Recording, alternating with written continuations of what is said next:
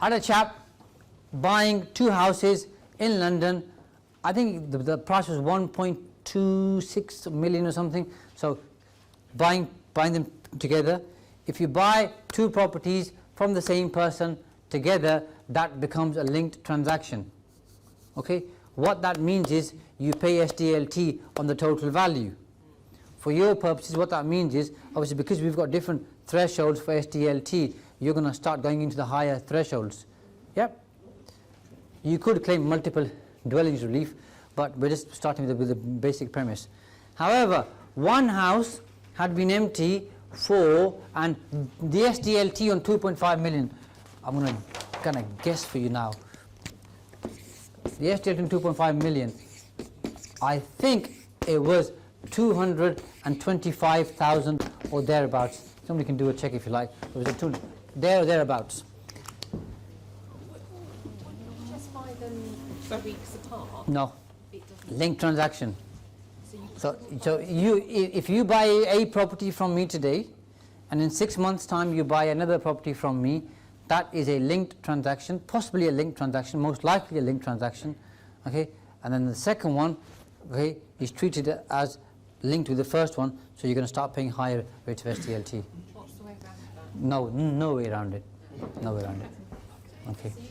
Unless we can prove it's not a linked transaction, and the period of time on its own isn't good enough. So how do you buy a portfolio of them? Portfolios are fine. You buy all in one go. If you're buying 6 or more, then you can pay non-residential rates. If you're buying 2 or more, then you could do a claim for multiple dwellings relief. So you do the calculation, say, does that work out? But in that case, the lowest amount of SDLT you'll pay is either 1%, or if it works out to be a higher number otherwise through the MDR calculation, you pay 1% or that number. And could you link in vendor finance with that? You can do, yeah. That's nothing to do with the SDLT. Somebody had a question here? Just to let you know, your stamp duty is 288. 288, there you go, you see. So, thank you, Imran. And now you're going to work out commercial rates for him in a second. Andrew. Sorry, so multiple dwellings relief, get that. Where was 1%?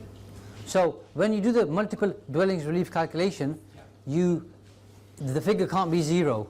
SDLT can't be 0. It has to be a minimum of 1%. Or whatever the MDR value is. Yeah? So you choose, you can't pay nothing. Back to here. So, the one property was empty for 3 years, the other one was empty for 2 years. We went in there, had a look at the photos and everything else. It had some of the problems that Andrew's properties have, but a bit more because they'd been empty and vandalized and damaged and all the rest. So we were able to say both properties are uninhabitable, so he ended up paying non-residential rates of SDLT. So on the first 150, Imran, no SDLT.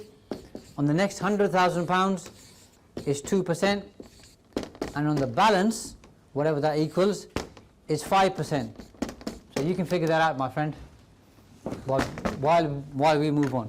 So he was able to save, I think it was about 120 grand, something like that. Imran's going to confirm for us in a second. Yeah? His lawyer said, can't be done. So that's another example for you.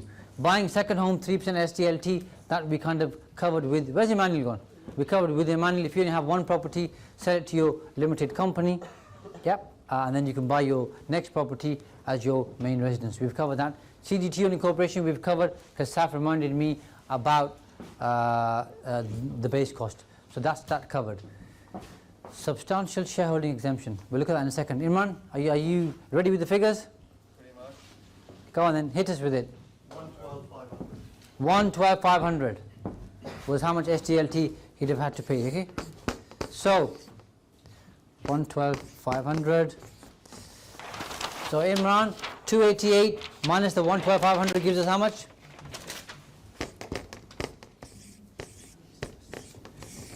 So we saved 160 grand SDLT. That's worth it, isn't it?